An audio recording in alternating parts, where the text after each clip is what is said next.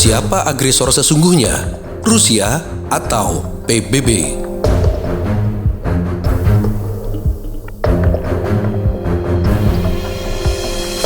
Dimotori Amerika, Barat ramai-ramai mengecam Rusia saat tentaranya dan tentara Chechnya mulai bergerak maju menusuk ke 4 kota di Ukraina.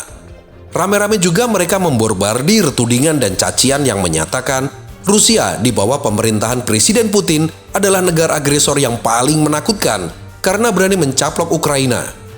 Amerika yang dalam sejarahnya memang bersaing tidak hanya dalam aspek ekonomi dan persenjataan dengan Rusia, tidak hanya sekedar mencaci maki, namun mulai mengembargo Rusia dan mengunci kas keuangan Rusia yang berada di bank-bank Amerika atau sekutunya. Sementara itu PBB, sang penjaga marwah perdamaian dunia, bahkan juga ikut-ikutan menuding Rusia sebagai negara agresor dan memperingatkan untuk menghentikan tindakannya itu. Namun Amerika kecele karena beberapa bulan sebelum memulai penyerangan ke Ukraina, Presiden Putin telah memerintahkan para pembantunya untuk memindahkan rekening-rekening tersebut ke negara di luar Amerika dan sekutunya. Hahaha, cerdas. Sebenarnya tudingan agresor tidak pantas disematkan ke Rusia. Kenapa?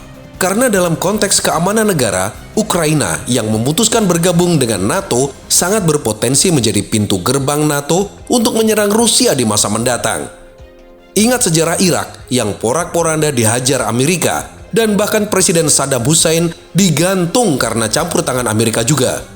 Belakangan rakyat Irak menangisi dan mereka kecewa setelah tahu siapa yang menjadi dalang di balik peristiwa penjatuhan Presiden Saddam Hussein itu. Belum lagi Afghanistan, Libya, dan masih banyak lagi negara-negara yang porak-poranda karena ulah bejat Amerika Serikat. Catatan hitam inilah yang dibaca Presiden Rusia Vladimir Putin. Putin yang mantan agen rahasia Uni Soviet yang dikenal dengan KGB itu tentu saja terlatih dan memiliki intuisi yang sangat kuat dalam menerawang strategi Amerika yang selama ini menjadi musuh abadi Rusia. Posisi Ukraina diibaratkan di depan pintu masuk sebuah rumah yang bernama Rusia. Dan jika Ukraina bergabung dengan NATO, maka itu sama saja membiarkan Amerika menaruh tank dan persenjataan nuklirnya di depan pintu Rusia. Dalam hal ini, Rusia tidak bisa lagi mundur. Lalu apakah Rusia layak disebut negara agresor karena berani menyerang Ukraina?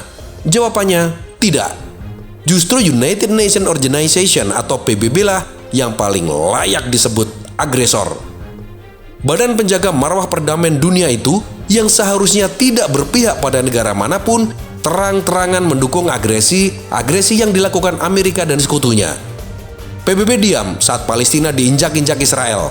PBB bisu saat anak-anak remaja belasan tahun Palestina ditembaki membabi buta tentara Israel karena tentara Israel merupakan sekutu Amerika Serikat. PBB membiarkan Amerika menari-nari sambil menebarkan rudal maut di Irak dan Afghanistan. PBB seolah tidur saat presiden sebuah negara yang jelas-jelas negara merdeka digantung dengan alasan yang tidak jelas dan digantung di negaranya sendiri. PBB lah agresor yang sesungguhnya. The United Nations Organization inilah yang bertanggung jawab. PBB gagal menjunjung tinggi nilai-nilai luhur perdamaian dunia. PBB adalah kaki tangan Amerika dan ante-antenya. Dengan fakta tertuang dalam catatan sejarah umat manusia, masihkah dunia memerlukan PBB?